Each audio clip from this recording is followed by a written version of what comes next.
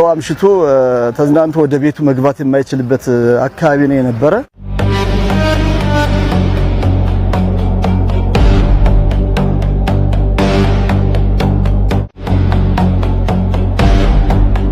ኮማንደር ማሩ ገብረ ህይወት ይባላልው የቦሌ ክፍለ ከተማ ጨፌ ሜዳ ፖሊስ ማህበረሰብ አቀፍ ኃላፊ ነኝ። ይሄ ቦታ በጣም በወንጀል የታወቀ ቦታ ነው። ቅሚያዎች ይፈጸማሉ።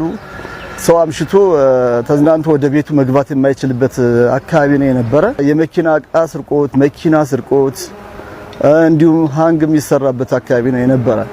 ይሄን አካባቢ ከቅርብ ጊዜ ወዲህ ከህብረተሰቡ ጋር በመወያየትና ከወረዳ አመራሮች ጋር በመቀናጀት በቴክኖሎጂ በተደገፈ ካሜራዎችን በተለያዩ አንግል በሆኑ ወንጀል የሚፈጸምባቸው ቦታዎች ላይ ማስተከል ህብረተሰቡን አስተባብረን በማስገዛት አንድ ካሜራ ከ60 ሺህ ባላነሰ ወቅቱን የጠበቀ ዘመናዊ የሆነ ካሜራ አስገጥመን አሁን ወንጀሉ የቆመበት ሁኔታ አለ።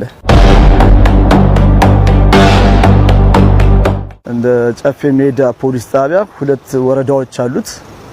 ወረዳ 524 ወረዳ 6 ይሄ ጨፌ በእነሱ ላይ አጠቃላይ ወደ 34 ካሜራዎች አሉ።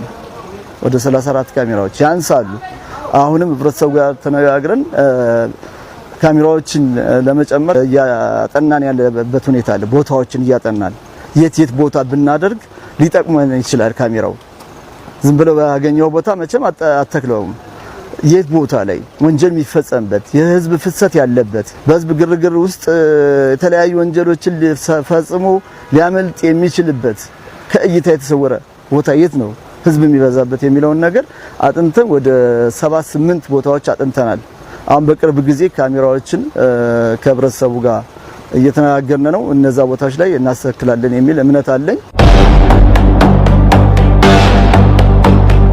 እንደዚህ አይነት ካሜራዎች በየቦታው ሆኖ ቀጠናውን መቆጣጠር ለፖሊስ ትልቅ እገዛ ያላቸው ትልቅ ድጋፍ ያላቸው ከዘመኑ ጋር አብሮ መራመድ ነው። ዘመኑ የኢንፎርሜሽን ዘመን ነው፣ የቴክኖሎጂ ዘመን ነው። አይ የምንጠቀምበት ዘመን ላይ የደረስን ዜጎች ነን። 5G ሀገራችንም እየተጠቀመች ያለችበት ሁኔታ ነው። ይህ በጣም ትልቅ ለፖሊስ እገዛ አለው። አንደኛ የፖሊስን በርደን ይቀንሳል። እንደገና ለፖሊስ ደግሞ ወዲያውኑ መረጃ በመስጠት መረጃ ሰጭነትን እገዛ ይሰጣል። ካሜራ ማለት ነው እገዛ ይሰጣል። በተወሰነ የሰው ኃይል ብቻ እንድንጠቀም ያግዘናል ማለት ነው ካሜራው።